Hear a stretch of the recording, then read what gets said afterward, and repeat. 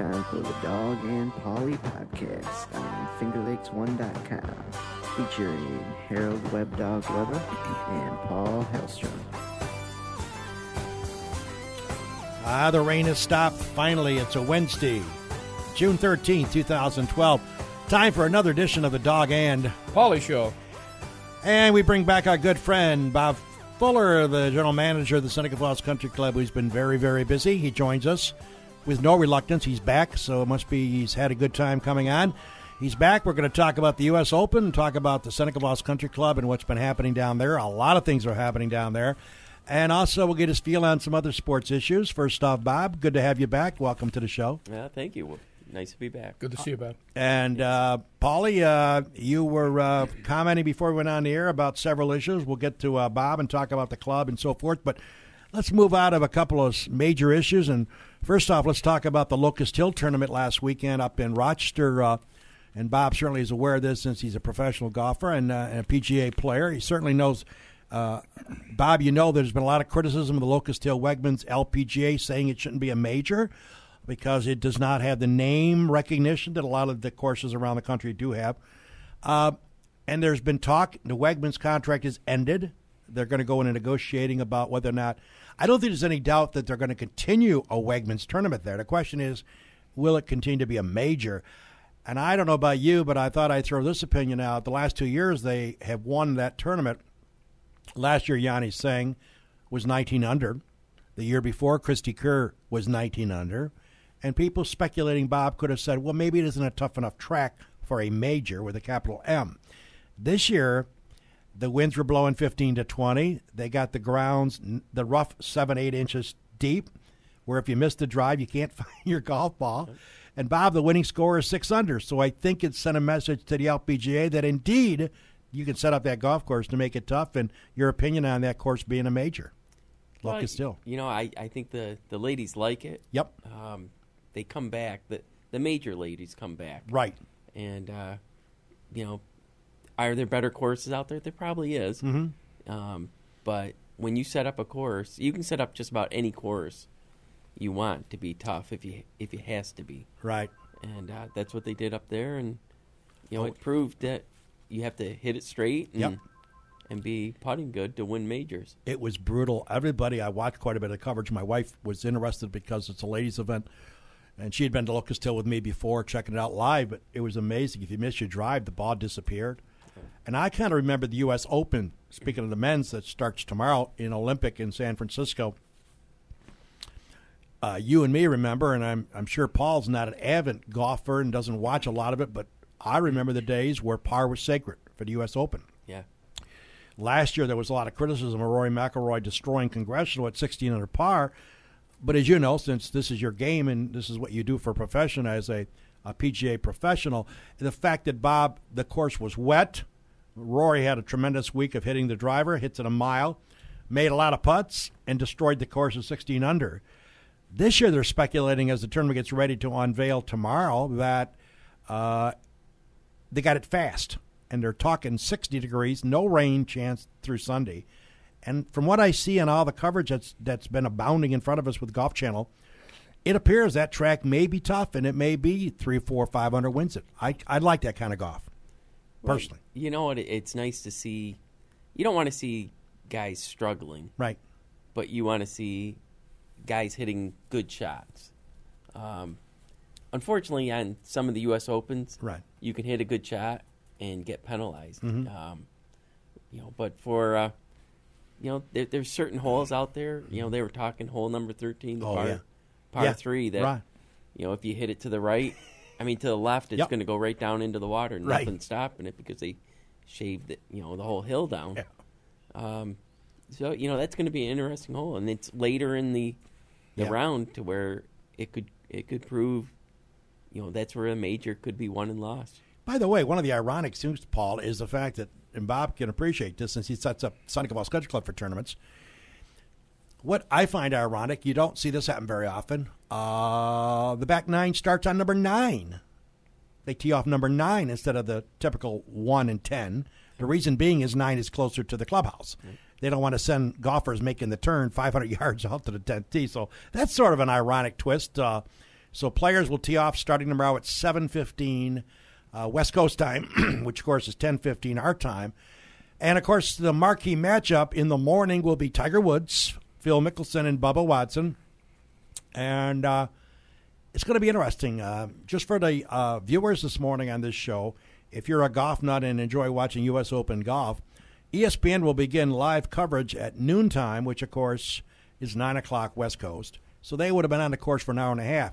If you want to see the opening tee shots and the play for the first hour and a half before ESPN picks it up, you can go on your computer, usopen.com. They will be streaming it live from 7:30. So that'd be kind of interesting to watch them play. But let's get off the U.S. Open in golf for a minute. Bob Fuller is our special guest for the full hour, our general manager at Seneca Falls Country Club. And Paul has been talking to you with his food background about the club and what you're doing down there.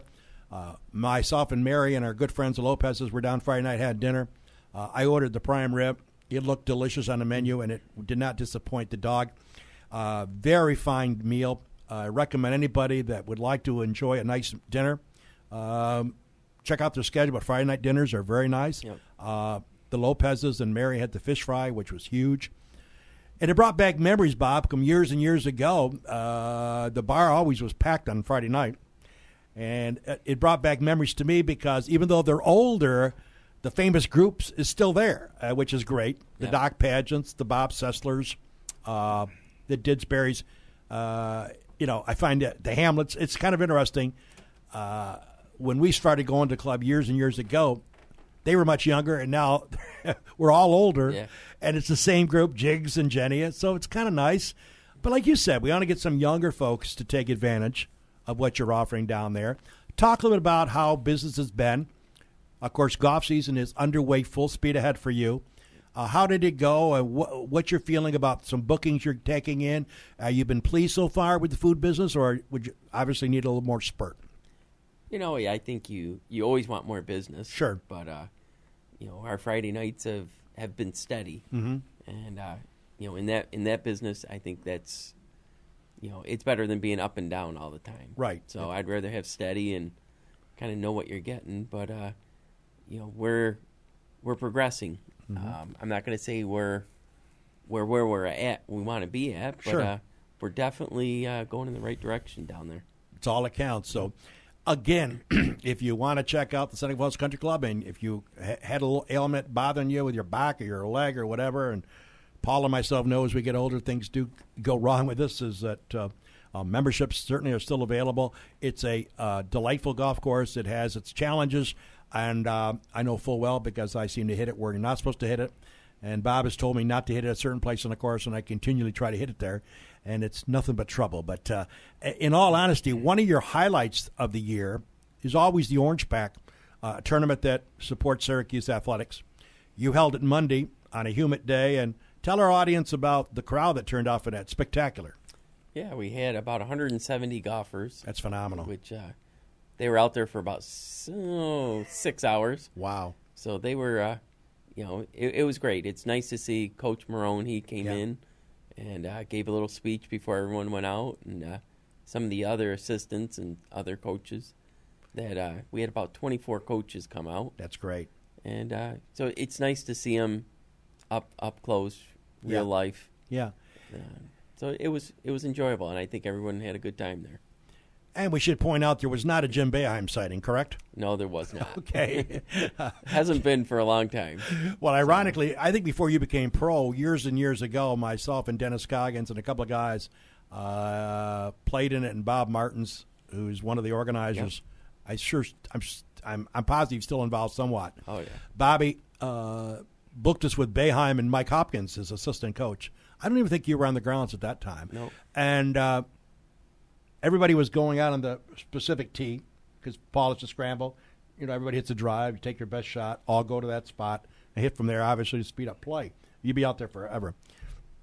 And then myself, Dennis, and I can't recall who else was there. We were on the putting green. Everybody had cleared out, and we had gotten word that Boeheim was en route with Hopkins. And 12 years later, we're still waiting for Boeheim to show up. We got stiffed at the old corral.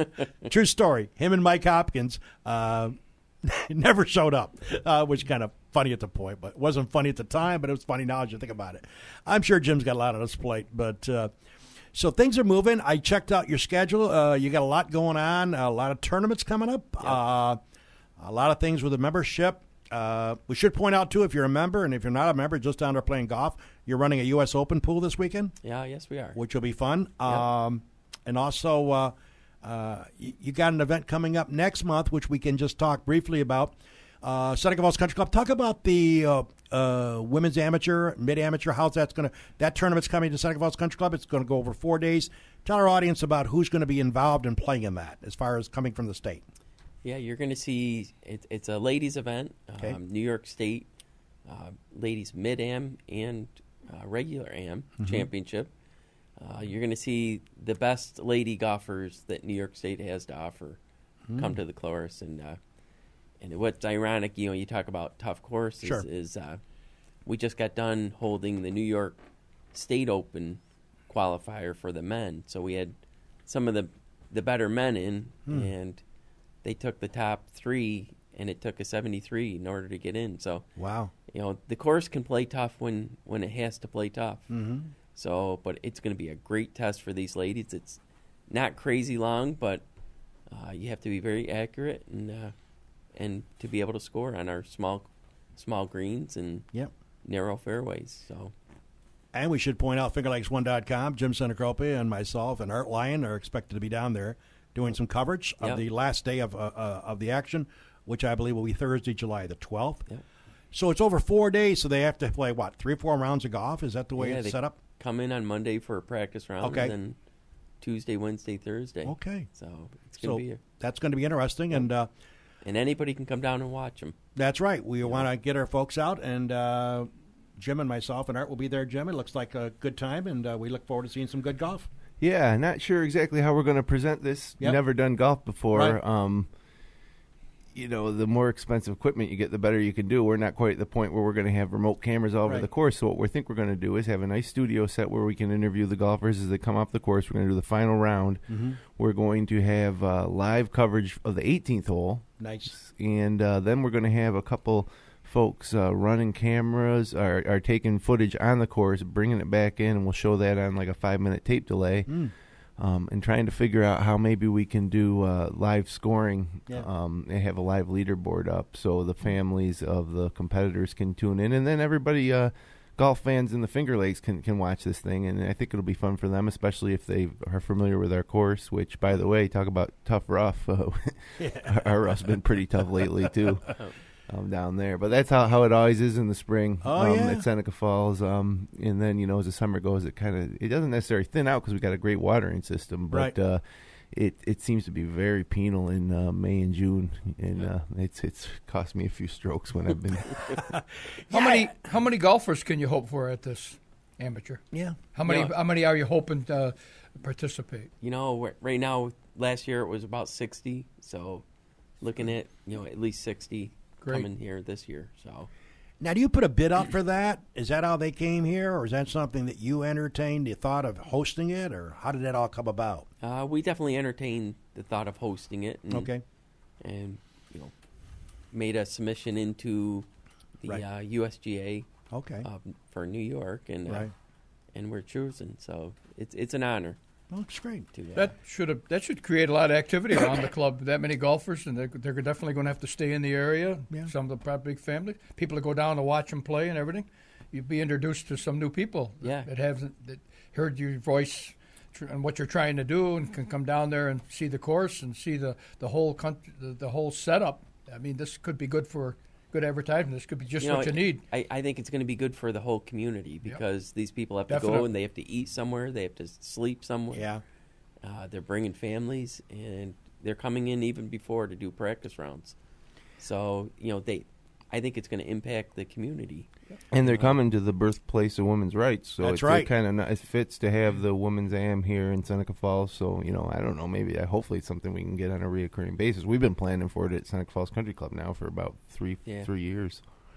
So it's Well, going to good be luck with that. Yeah. So you got a busy schedule, and Bob Fuller is our special guest. We'll talk about a couple of rules, and we always like to bring up certain rules. I know some of the ladies have come up to me when Bob's been on talking about rules, and we're going to get to Bob in a few minutes. Bob Fuller, General Manager of the Seneca Falls Country Club, our special guest for the full hour today, as he has not shied away from coming back to be a guest on this program, which is good. Most people leave the door and never come back.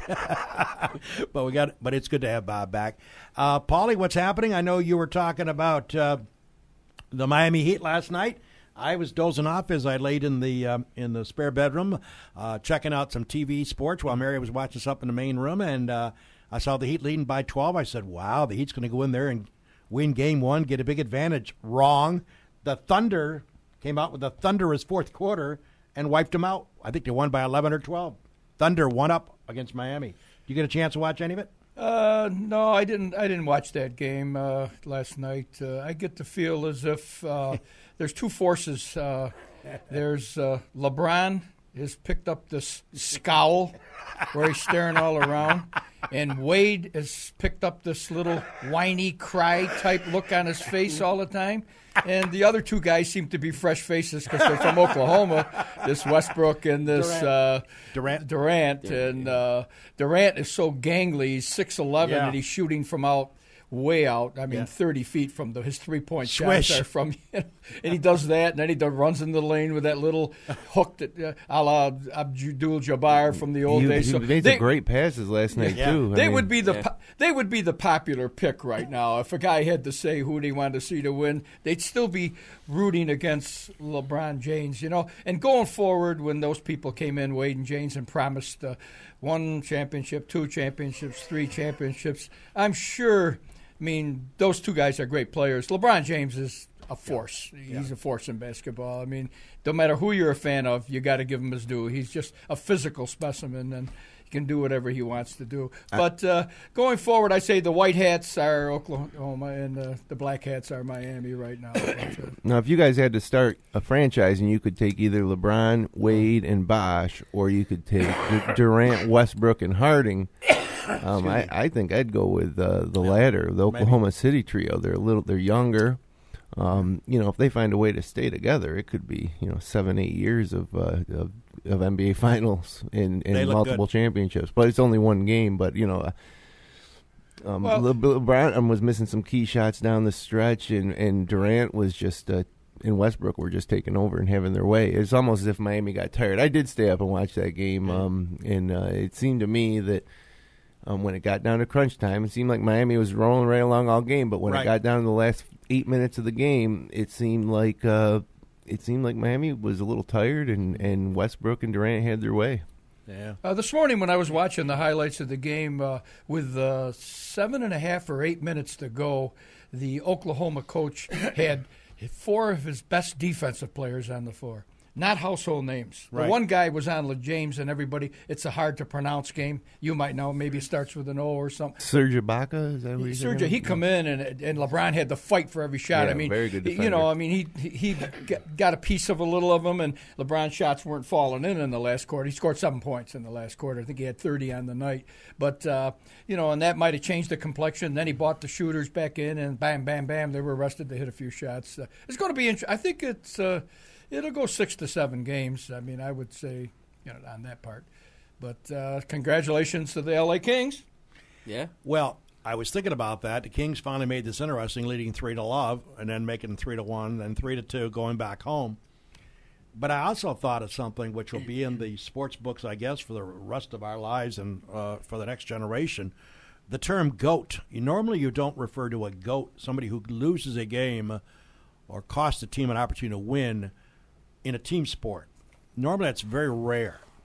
However, the New Jersey Devil player Stephen Bernaire will be a name that will be synonymous with somebody actually costing the Devils that game. Let's flash back to the first period. A few minutes into the game, zip, zip. They're fighting for the puck down in the L.A. King area, and this Bernaire from New Jersey is following a King, and it just boards him up against the board. Now, it's okay if you're going for the puck, but he wasn't playing the puck. He just slammed this L.A. King into the board, obviously very hard. How hard? Like a tennis ball coming off a backboard. Bernaire or watches the king fall to the ice. Blood is coming out of his face. They give him not just the penalty, they give him 5 minutes, they eject him, and they called it a major penalty. Not being a hockey follower like I used to be years ago when I used to follow the Philadelphia Flyers, Bob and Paul, but a major penalty for 5 minutes, they throw him out of the game. It's 0-0-0. The Kings have the extra man for the entire 5 minutes. Guess what? They score 3 goals. Good morning, good afternoon, good night. It's over. This one kid who will always be remembered, I'm sure in the New Jersey idea of being the GOAT that caused it. He had no reason to do what he did. And Pauly, during that 5 minutes, they scored the first goal. And guess what? The time continues. It isn't like they bring it to 0. 3-0, goodbye. So it's kind of ironic. You hate to say the heroes in sports, and now we got the GOAT in sports. But unfortunately, Stephen Bernier, I think it's Bernier, will always be remembered as the guy that cost him, I think, the entire series, literally a chance to win that game. Yeah, it's a tale of two games. I mean, it was not a hockey. After that point, there was no hockey game played. It was over. It's they come out and they score 3 goals. They're a man up, and they did what they had to do. Would they have won the game? They might have won the game 2-1, like they've won a lot of games this year. But the New Jersey player can get no consolation out of the fact that they were the better team. Maybe LA was, but what a way to do in a championship series. It really takes the taste. I mean, hockey's still trying for fans. And I don't think they picked up any that. Bad enough, L.A. was seeded 8th in the West and Jersey seeded 6th in the East, that those two teams were not supposed to get together and play, and they did. And then to end on a note like that, the guy, I mean, it was a bad penalty. The guy was hurt. Cheap shot. Yeah, cheap shot. By the way, Ithaca native Dustin Brown, captain of the Kings. Yep. So we can probably expect the Stanley Cup to make a run through our area sometime over the next few months, which I think is pretty cool. By the way, that L.A. King Stanley Cup final win is the first time an 8 seed had ever won. 8 seed winning the Stanley Cup. So pretty interesting in the world of sports. We're hoping you're checking out the Dog and Pauly on a Wednesday, June the 13th, 2012. I'm Harold Weber, the Dog, and Pauly Hellstrom. Bob Fuller, our good friend, general manager of Seneca Falls Country Club, is our guest for the full hour. We're talking about Seneca Falls and what's been taking place. I know a lot of golf is taking place. It's quite busy down there, and Bob, always when you come into town or come into the show, we talk about some rules, and I talked to you and Jimmy before we went on the air, something that took place that didn't catch my good eye on Sunday, but when Rory McIlroy in the 18th tee hit his drive, he was one shot behind Dustin Johnson at the time. As you all know, Rory's got tremendous length. Unfortunately, he took a 3-wood and just he didn't snap hook it, he just actually pulled it, and it never had a chance to stand on dry land. It hit middle of the pond, about 280, 290 off the tee. And he waited for a rules official to come in, and I was always led to believe, and Jim and you talked about this, and maybe our viewers can get a ruling from you on this. I was always led to believe when you go into a water hazard, and again, I can't tell you the color of the stake, but Rory waited for an official, and the official said you can go either side and take your drop, because he'd be hitting 3. He ended up taking his drop to the right of the pond, end up hitting it just short of the green, and then they chip on and miss the putt for a double. So depending on the ruling of a water hazard is that you have a couple lengths either way, depending on the stake scenario? Yeah, they must have ruled that a lateral water hazard. Right. So that would be a red staked or red lined area. Right. And that one you have 5 options. Okay. You can, 2 club lengths either side. Gotcha. Or you can re-tee it if you have to, from your original spot.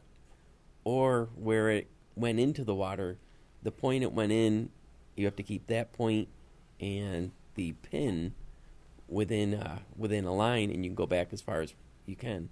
The 5th one is you could actually, if he wanted to put his scuba suit on, he could have went in and played it. But that's where knowing the rules, right? They can help you. They can help you because, like you said, I didn't see the shot, but it sounds like he avoided having to go over the water again. Right. So, that's part of knowing the rules. By the way, last time you were on, I ran into some lady at Tops, and she is a golfer, relatively new golfer. She mentioned to me she had saw your the show and appreciated your comments regarding certain rules. and she had one that I don't know if we've posed this to you before or not. Maybe we have. She asked me to ask you. She played with a group, and a lady hit a shot. A playing partner of hers hit a shot to the right in the trees.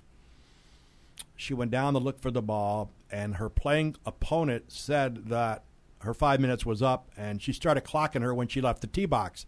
Explain that rule. It doesn't start until you get to the spot where the ball went in? Until you start looking for the ball. So you start looking for the ball. Yeah. So that's a clarification. I think a lot of people, maybe not a lot, some people think that it's as soon as you hit the shot and you leave the tee area.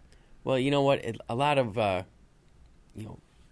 golf rules are on honor. Okay. And you have to go in and, you assume the time, unless you have a rules official with you. It's when you get down there and you start looking for the actual golf ball. Okay. But, some people will go a little longer than 5 minutes. Right. And, some people go less. And some people go less, yes. Okay. Sometimes you don't want to find that ball either. That's good thinking. That's part of it, and then you can re-tee from or replay from the original shot. What other comment was asked about, to make sure I mentioned to you? Again, this came from a lady who asked me to ask you that when she started off her hole, she hit was using a Titleist golf ball. They were playing pick, clean, and place because the course was wet. Mm-hmm. She picked up her Titleist after a tee shot and replaced it with a different ball. That's a rules violation. Or is it?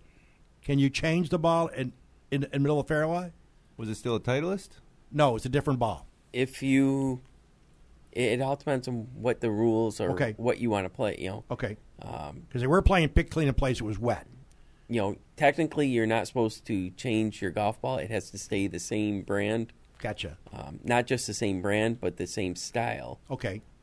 Titleist has about 8 different styles. Right. If the rules, if you're in a tournament and they don't stipulate a one ball rule, then you can use whatever ball you want. But if you start with on a hole, you must end with that type of ball. Okay. Well, a couple clarifications, and maybe Bob can think of some other rules scenario, because this is interesting stuff, Paul. A lot of people are not sure, and that's why we asked the pro here, because there's so many different interpretations. Yeah, I always thought, I don't know much about golf. I always thought it had to be round and white. Not white. No. They got yellow now. Oh, no. Yellow, orange. On the tours? They're on the tours. They're playing yellow. Yellow has come back. Wow. Couple golfers are using the colored balls now. Yep. Right. Senior and LPGA as well. Yep. Oh, yeah. Speaking of golf, Tom Lehman won the major over the weekend. He's still got a lot of game. Yeah, he It's does. amazing. Oh, speaking of golf, Bob Fuller's with us, general manager of Seneca Falls Country Club. David May, a name synonymous with local golf in Auburn, New York, a name that I've been following for years, back when I was, way back in WSFW day. The May family seems to put out a bunch of good golfers over there. David May tried to qualify for the United States Open out at Olympic in San Francisco. I think he tied fourth in his regional. They had a couple of withdrawals. I think he ended up being like third alternate. Casey, who's went snowboarding. How dumb can you be? Talking about Paul Casey? Yeah, he withdrew. So he was replaced, by the 14-year-older. Yeah. 14-year-old. Got to get Bob's opinion on that. From China. 14-year-old kid teeing up in U.S. Open. Amazing. Yeah. Good luck. Amazing. What a history this kid's going to be able to talk about. He got replaced by this Michael Zwang. Snedeker withdrew. I don't know what he must have a problem. Brent Snedeker. He was replaced by the great amateur, I don't know if he's turning pro, Jordan Spieth out of Texas. No. Fine player. He's been on TV quite a bit. But David May from Auburn, New York, is next in line. So yesterday, he's flying out to San Fran as we speak. And let's see, it's 9:30, so it's 6:30 out there. I'm sure he's still in the air. He's going to be arriving there, I guess, mid-morning, and he's going to wait, because if one other person withdraws, he gets in. Yeah. And I guess, you being a golfer, Bob, and following golf, you got to admire David May's attitude. You got to be there to get in. Well, he may not get the call, but at least he's on the scene, on the property. He just came off. He had a win probably about a month ago on one of the mini tours. That's great. And so he's playing good golf right now. That's amazing. And unfortunately, his father is ailing. He has cancer. And, Oh, that's too bad. So that's a whole story. That is, I hope he makes it. And I think he was out at. He played in one other one out in. I think I did read that. California. Pebble. He was out at Pebble playing. That's amazing. So he's been there before, and yep. And so it's But it's pretty nice to have a local boy. Oh, it's By the great. way, his qualifying scores were 69.75. Yeah. And he finishes, I think, the way they line up the USGA, who's next in, was actually third in, and didn't think he had a shot. But then he got a call and said, "Hey, you're next." So it was worth the trip, I'm sure, to go out to definitely. California and wait. I guess that's got to be tough, though. If you and me and Jimmy or Paul sitting out there in a hotel or coming to the course, and you're looking around the practice tee, and you're hoping you don't see somebody get bandaged up, how, it's got to be something tough, because you never know. But Yeah. you hate to see anybody have any misfortune. That's got to be a tough situation. But But you have to be there in order to get the spot. Yeah. You have to be in it to win it. Because they don't wait for you. No. Listen, it's a big week for golf, and Oh. I don't bring much to the table for golf, but I got you guys can help me out with it. This could be a minute trivia Sure. section. I like this. This young fellow, what'd you say he was from? The 14-year-old amateur? China. From China. China. Does he 14. know? Does he know, or is he related anyway to Michelle Wee? and does anybody know where Michelle Wee is? what happened to her golf Okay, game? moving right along. But what happened to her golf game? Bob, what happened to Michelle Wee? She's playing like a 26 handicapper. She can't hit a fairway. She can't make a putt from inside 4 feet. I know she went to Stanford. Matter of fact, I think she graduated this week. She gets her degree. Amazing talent, as you know. I'm sure you followed her progress. Yeah. David Ledbetter and her. But my God, it's almost embarrassing. She's just 82 in the second round at the Locust. I've yet to figure out why she has gone so south so fast. My question Yeah. to you guys would be, Yeah. you've been around the game. Yeah. Is there such a theory as too much too soon in golf, Maybe. or the younger the better? It shouldn't have any effect on the game going forward. You know what? That was always an issue. With Michelle. They were trying to push her onto the men's tour. Right. Oh, yeah. Right. And I just think, they're young people. You have to let them develop, Right. both mentally and physically. Yeah. I mean, she had the physical talent to do it, but Amazing. she'll come back. She'll be a little bit. Wow. She's not, the same as Tiger, but Right. she's still one of the best lady golfers out there. She has just lost right now. Unbelievable. Yeah. It's another question I had for you guys. Who's the fourth? I'm tired of hearing about Tiger and his play. Who's the fourth guy? I'm trying to. Are just those three going to tee off? Yeah, all threesomes. Yeah, threesomes. They're all threesomes. The US Okay, Open. there is no fourth. No, So not in how golf. did they draw that? Is that just The random? USGA Yeah, makes the call. You know what they are?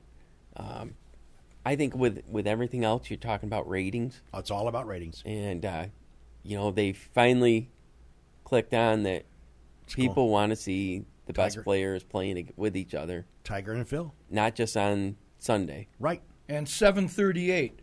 Is that That's a beautiful. first one's off? Is that one of the did first they go groups. off Yeah. at 6? What time do They go off both tees. They start at 7:15. Yeah. So they'll be like third group off. I think they got 9 minutes apart, 10 minutes apart. They may never hit a fairway, that whole group, but And once that happens, what about the timing? Is that for television and stuff? Oh, Or, yeah. I mean- that they're playing at that time because it Well- won't be live, right? Nobody will have that. Well, yeah, I was just saying that. USOpen.com. We'll have it ESPN starts, believe me, you're going to, as Bob knows, they're going to have like 60 hours of coverage. Because it's a 3-hour differential, Paul, you'll be able to see the final rounds of the third round of the tournament starting at 4 in our time to 10 at night, 11 o'clock at night. yeah. So it's prime time. It's perfect scenario for the audiences. But tomorrow and Friday, ESPN will pick up live coverage at noon, our time, which is 9 o'clock out there. Tomorrow, I was just telling Bob before you came in, Tiger and Phil and Bubba go off at 7:33. So there's an hour and a half that ESPN won't be picking up. They'll show highlights. But if you go to usopen.com on the internet, they're going to live stream it. They're going to stream that group. And you know that's the only group they're going to show Yeah. at 7:33 when they tee off. So you'll be able, if you have a computer or one of these new computer gizmos, I'm sure you could pull it up on your iPhone or your smartphone. You'll be able to go to usopen.com. They're live streaming that Tiger Woods group so that fans across the world won't miss any of that action live. And then ESPN picks it up at noon. Then NBC comes in the afternoon. A lot of coverage is going to be for this tournament. Right. So to answer your question, Paul, on TV you won't see it until 12 o'clock, but you can get it via the computer up until, noontime, if you got a computer, and most people do. So, and they have these pads and iPads and all that stuff. So I think, Bob, to your point, the USGA wants to make sure that they get the audience to the nth degree, and by putting it on streaming, they'll be able to do that. It's the way technology is going. It's the way it's all about.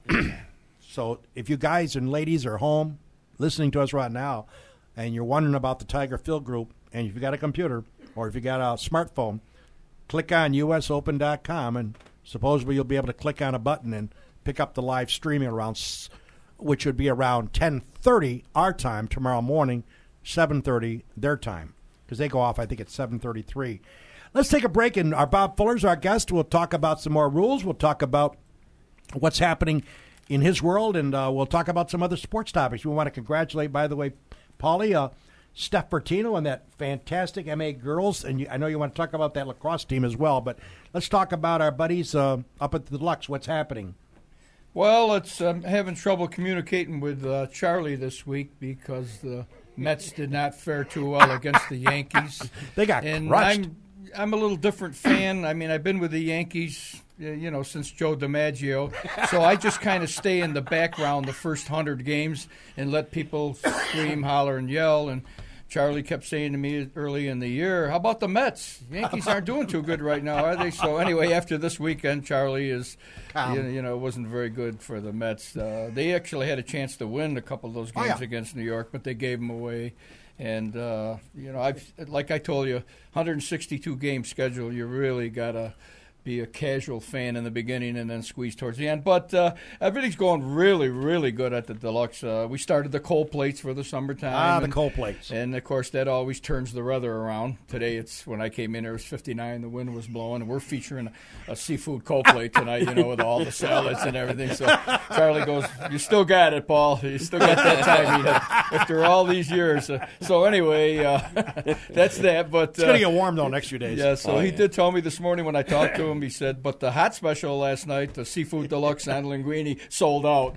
And, and the deep-fried Romulus breaded pork chops sold out by 8 o'clock. So I don't know if he's trying to make me feel bad or good. But the fact that there's that many people coming around on a Tuesday night in Geneva, he said we did over 130 dinners last night. So he was really happy talking to me this morning. So going forward, the deluxe is really caught. We're having an extended break because usually by this time we're slow because the weather gets consistently good. And we've had some good days, but followed up the next day, 90 degrees, then you went to 70, so that's, the way it is. But we hold, it's like Bob is saying about the country club. They'd like to have people know that they're year-round, family-orientated, and there's something there for everybody every day. They got nothing to do with the weather. It's just coming into a place that's customer-friendly.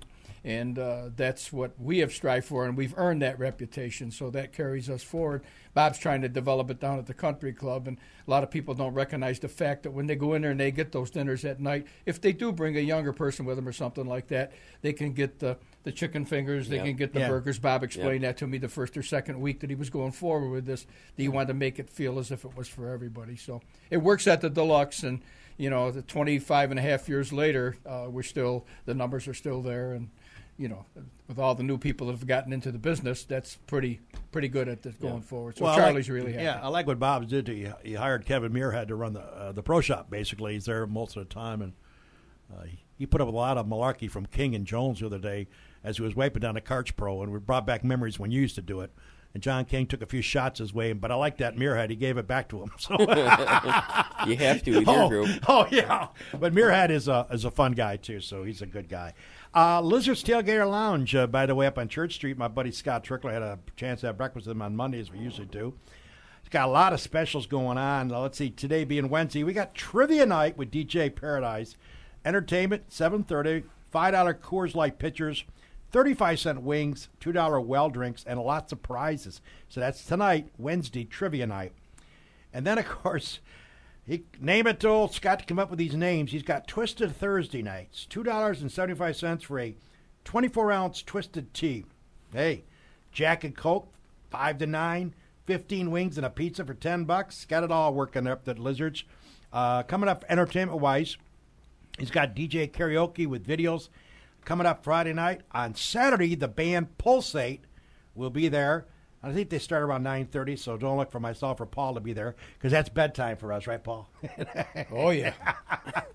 And lots of things coming up. He's got a band coming in there, by the way, coming up on Saturday, June 23rd, Low Key, and the musical guests will be arriving at Lizard's Tailgater Lounge.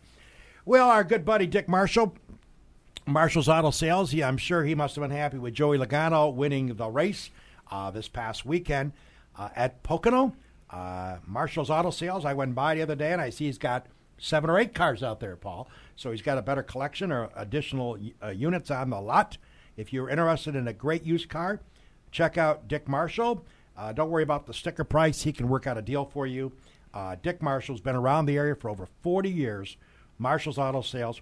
And as I continue to hammer our folks, Tommy Thompson, his lead technician, does an outstanding job with your automobile. I've had a couple of issues with my cars, and he's been right on button, giving us a price, telling us when it would be done, and it was done to the second. So check out Tommy Thompson and our buddy Dick Marshall. And when you see Dick Marshall, ask him how Danica Patrick's doing. I couldn't resist, Paul. I got to give a cheap shot. I just, think she should be waiting on tables somewhere. But that's another topic. By the way, for over 80 years, the Seneca Falls Country Club has been one of the premier golf courses in the Finger Lakes region. You will not find a better site, by the way. I don't think Bob and Jim, we talk about this enough. Coming down number 9, looking at that lake. Usually I'm, dead left or in the bunker right. But that scene, I know you guys have posted it several times, Bob. Yep. That's a sight to behold. Yep. Coming down the 9th fairway. That's a par 5, by the way. The lake in the background. Oh, it's gorgeous. Especially in the morning. Oh, it's gorgeous, yeah. Hey, speaking of the country club, specials are going on. Bob, as far as the green fee scenario right now, is there a special going on down there during the week? Do we have something working? We do now. Okay. Every month we're going to feature a different, okay, different program that we're going to put out. Okay. And right now we're going with $30, and that's per person. And what that gets you is round of golf, green fee, also get a hot dog, and either a beer or soda. Beautiful. In the clubhouse, and so it's a nice little feature that. Nice. Trying to get all aspects of our facility in. That's awesome.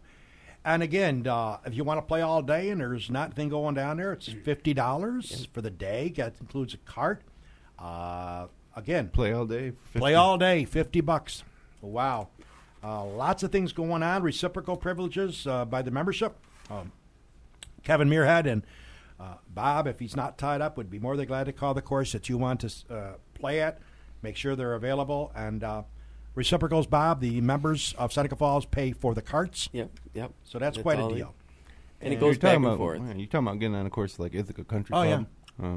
Yep. Some nice courses within a half hour, 40-minute drive of here. Clifton Springs and Wait. Yep. So nice. That's a great program. Yep. Lots of things going on. You can get a locker down there. You can get club storage. Lots of things. And Bob, let's talk also about, while we got you here, as far as weddings and parties, graduation, you're open for entertaining any offer that you could talk to people about what you could put on for them? Yeah, we to their specifications? We've picked up a couple weddings. Beautiful. You tend to pick up weddings in the same year, but usually brides wait a year in advance. But if something happens, we're always there available. Bridal showers, everything. We've been doing proms. That's awesome. Just about everything. It's nice. We have a nice facility for that. That's nice, yeah. And we should point out something that I was checking our calendar. Excuse me, I had this nagging cough, can't get rid of it. Stag Day. Yep. Talk about that. You got a stag day once a month, right? Once a month we do a clam bake. Right. And it's next week for this one. And what we're going to do is you get to play golf, go out there, enjoy yourself, get some prizes. Sure.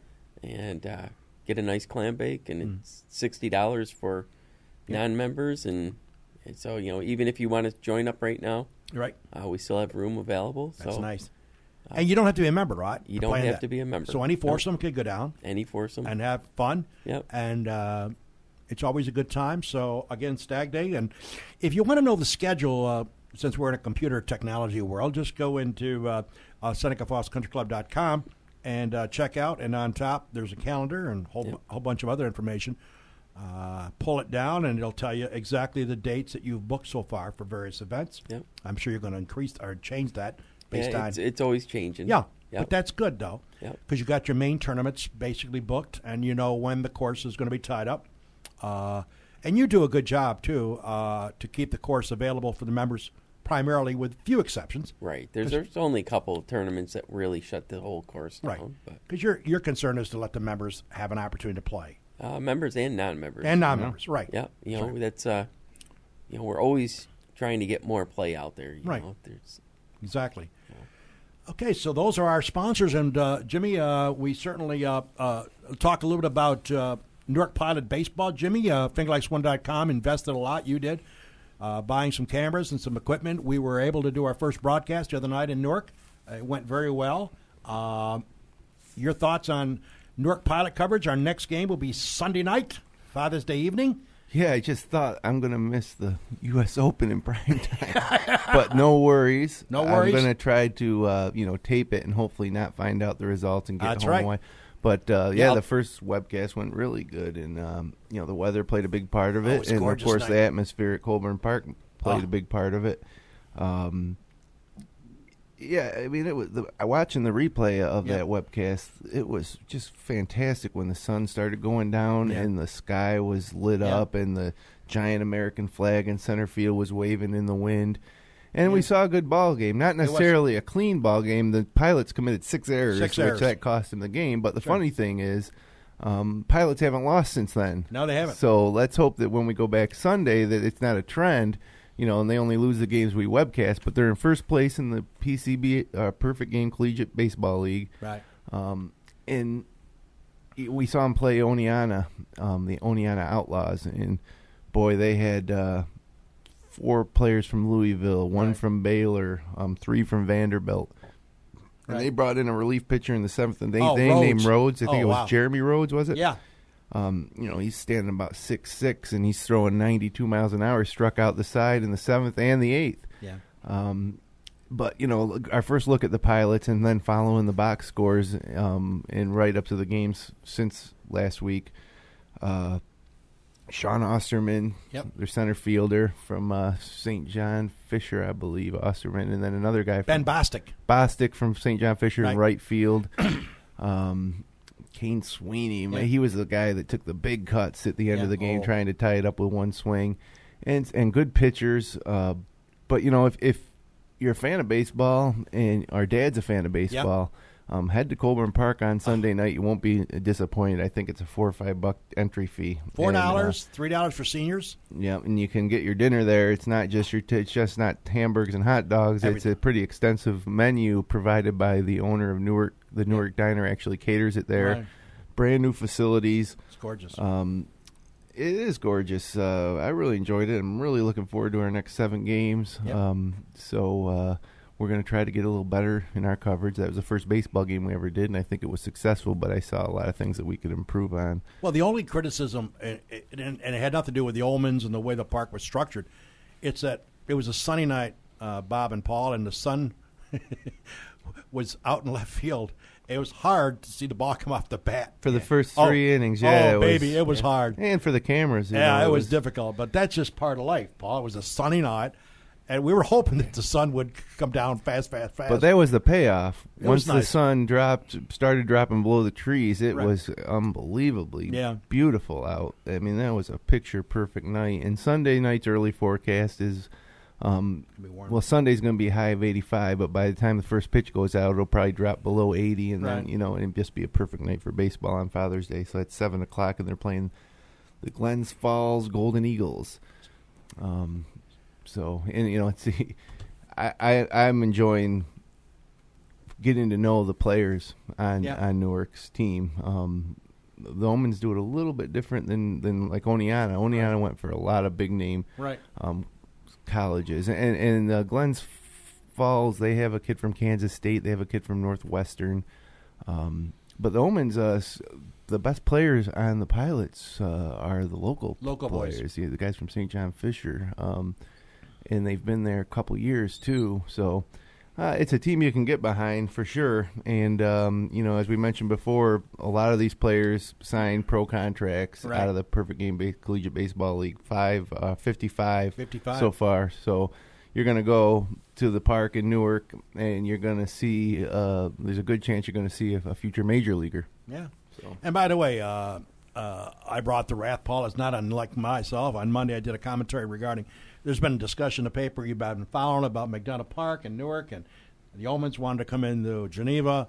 The council voted to keep with the present individual running that program at Geneva. I took exception and made a long commentary on Monday. I've been hearing the wrath. Some comments good, some comments bad about the commentary. But my philosophy is forget the fact that I'm friends with the Ullman family, and forget the fact that that his company, fingerlakes1.com, is covering 8 of their games. It is truly a masterpiece to go watch Newark play and look at that facility. You have to go see it to believe it. They have not missed a one iota as far as structuring that infrastructure. It's gorgeous. It's absolutely gorgeous. Is it perfect? No.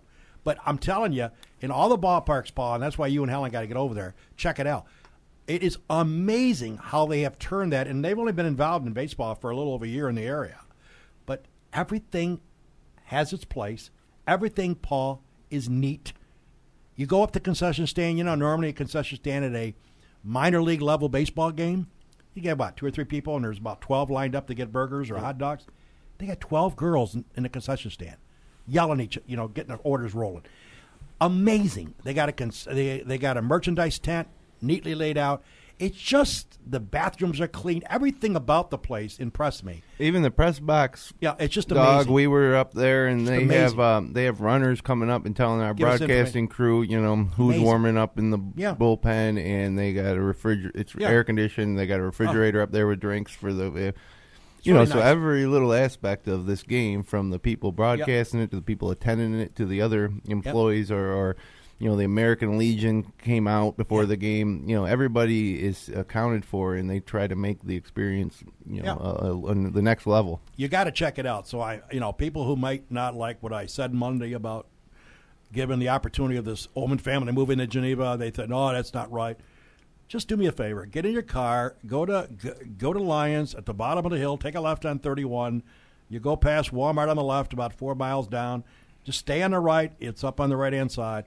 And just pull in there, take in a ball game some night, bring your family, look around, use the facilities, and then tell me after you've been there and the experience whether or not you were impressed. And I think you'll be very impressed because the Ullmans had this magic about turning this place into a spectral. It was really nice. So I'm very happy about it. And again, our next broadcast will be Sunday night. Pauly, let's talk. How's the early attendance going? Anybody they know? They drew 1,853 fans, almost 2,000 people on opening night. That's huge. He says Bob said he's averaging 800 to 1,000 for most games. That's great. But they drew almost 2,000 people. And they have fireworks after the game. Oh, yeah. I mean, everything went very well. Before you get along, like Sure. Harold, like you tend to delve with controversy, and you say people called up on your comments and stuff like that, and people have got used to you living with you and knowing you and all like this there. But the whole thing started out negative today. What you complained about the beautiful sunset for 3 innings not being in it, and earlier in the show you went back and said at the country club, you blamed the sunset for going to the left into the sand, going to the right into the drain. I mean, how can a guy take something like 80-degree night for baseball and say, but, couldn't see that ball come off the. At your age, you're lucky to be anywhere and to see anything. I mean, they're going to have to put a. Zing. You're probably going to have to put a tracer on your ball at the country club in the next couple of years for you to. So anyway, did Bob Fuller give you material to use on me at the end of the show? Here? Good. I just can't get over how that part of it. Have you talked to that perverted Kevin Muirhead that works for him down there? He's got lines too. I mean. But and to address Jim's issue about the big name, Stony Brook, eliminated LSU in the World Series. Stony Brook going forward is going to the World Series of college baseball. Yeah. And for years, I thought Stony Brook was a relief pitcher for the Oakland A's back in the 70s and 80s. I thought there was a guy there named Stony Brook, but I didn't know that. But, I mean, so that's another issue. So Jim was telling this team can probably go with a local talent, and they'll blend it. They'll become a team, and they're probably going to win. They're got a good record right now. What's the record, Jim? 6-2 or 5-1. They got rained out last night. 5-1. The only game they lost was the game that we webcast. Yeah.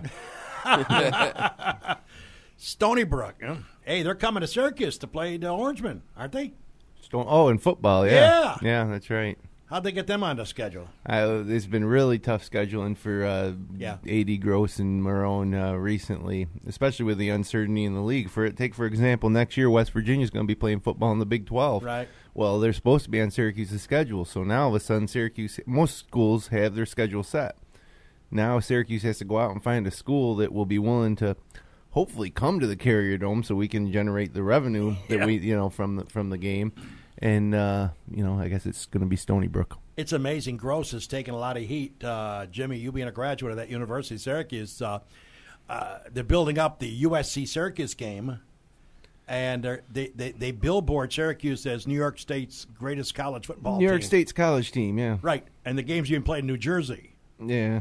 I don't like that because, then what'll happen is, a recruit will be told, well, Syracuse only averages 40,000 fans per game. Right. Well, if the USC game was in the Dome, that would be a surefire sellout. Bingo. And so I understand why they're going to New Jersey to play. Sure. Bless you. Bless you. To play that game and Notre Dame the following year. Yeah. But, is a fan who goes to a lot of games. Yeah. That I've been looking forward to that USC game since it was announced 4 or 5 years ago, and it's going to be. I'm not going to go to New Jersey. I'm going to watch it on TV just like I would last year when they played out in Southern Cal. Hey, by the way, let's switch subjects. Talk about the girls softball, Pauly. Steph Bertino, they ddid a wonderful job. Made it to the finals, got nipped, but what a great year. Yeah, we jumped on them early in the year. I believe Minders was 8-1 and Waterloo was 7-0 at the time, and both teams finished really strong. Waterloo got eliminated in the semis of the sectionals, and of course, everybody knows what Minders did. They took it and they ran with it, and they got a veteran core of players. It sounds like I only caught them one game, and I felt bad for that, but they really went to the States and they brought it, and they came all the way down the final game, fell 1 run short. I mean, but being there, you got to be in it to win it, and I give those girls a lot of credit. They won a lot of games, and they formed a great friendship and great team camaraderie, and I'm happy for Steph. I'm happy for the girls and the ladies moving forward. It was a great honor for the area. That's the closest thing we come to winning any states this year. Let's give credit to Penn Yan, that lacrosse team. What a phenomenal year they had. They trailed 5-0 to that team in the States, losing. But the Penn Yan lacrosse team, Penn Yan lacrosse, sensational program. They have a lot to be proud of. Over the years, it's been just incredible, the numbers they turn out there. And, it's not the biggest of areas. It's a lot of heart, as Jim was saying. It's not where you come from. It's what you got inside and you bring forward. A lot of community involvement and development of the players at a young age, youth programs, which is one other reason why the Minders softball team did so well. Right. If anybody goes up to the Seneca Falls Little League, field over this time of year, you're going to see activity on 5 fields, from 4-year-olds to 15-year-olds. Right.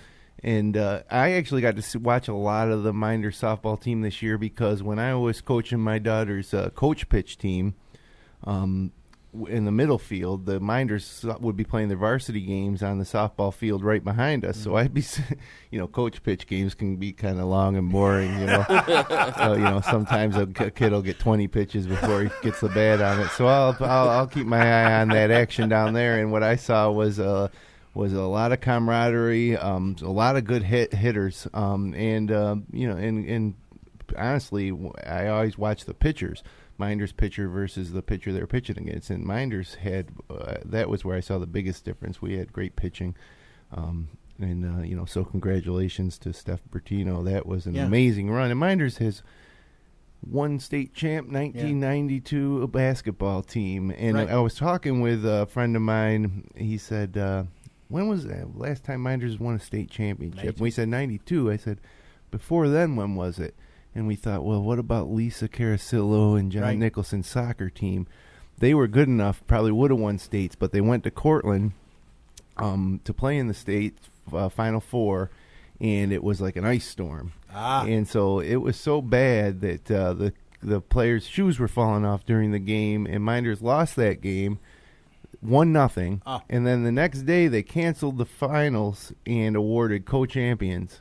So that was kind of a little bit of an unfortunate series of events for that team, which would have been like 1986 maybe. But it's rare to see a team from Minders or any of our local high schools make that run to states. Obviously there can be only one state champ, but you can't disparage the Minders girls softball team for the season they had. It was great, and I enjoyed following them, especially as they made this run. Paul, before we wrap this up and get Bob's pick on the U.S. Open, he's got to give us a name. Should we tell him about the Steve Fabrizio, who was our guest several months ago? Geneva senior, writes a sports article, commentary, editorial every few weeks for the Finger Lakes Times. Did a wrap-up show as he's getting ready to go on to school, and he said in his writing for the Finger Lakes Times that one of his biggest thrills was coming on the Dog and Pauly show. So, Bob, I don't know if you echo those sentiments. Hey, and I'm not lying. I had the article to prove it. So, Paul, how is his life shallow up there, Steve Fabrizio, to think one of his biggest thrills is coming on this program? Well, you talk about prognostic predictors. Here's a guy who met us for 1 hour and had us all figured out by the end of his senior year of high school. He come on, he says, I actually got to talk for about 8 minutes. But he said the whole 8 minutes was overwhelming for me, and his mother, of course, was there. And she said, boy, those guys are quite chatty. Here we go. Here we are. Here we go. Yep. June 4th, 2012. So, Bob, you always say I don't come with facts. You can read the article afterwards. Paragraph 5. One of the most exciting things I did during my internship at the Times was being asked to appear on FingerLakes1.com's Dog and Pauly show. I was stunned, still am. It was an incredible opportunity. My mom and I showed up 30 minutes before the show, talked to the dog, and talked to Pauly. When the show was over, my mom started to laugh because in the hour-long stretch, I might have contributed 8 minutes worth of sports talk. That's why I keep coming back. You want to get a few words in. I'm just waiting for that thrill. I haven't found it yet. I'm just waiting. It'll come. 8 minutes at a time. Steve Fabrizio, you're over the hump. It's all downhill from here. That's right. You've earned your stripes. From here on in, it'll be great. Don't worry. One of his biggest thrills coming on this program. So, hey, folks, if you want to come on the show, we don't bite. Listen, Bob, before we get you away, I want to make sure you give us a name who you would think might win this Open coming up tomorrow. Give us a name.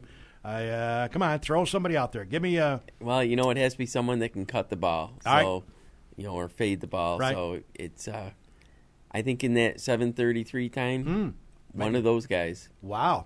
Bubba? Bubba? Like that.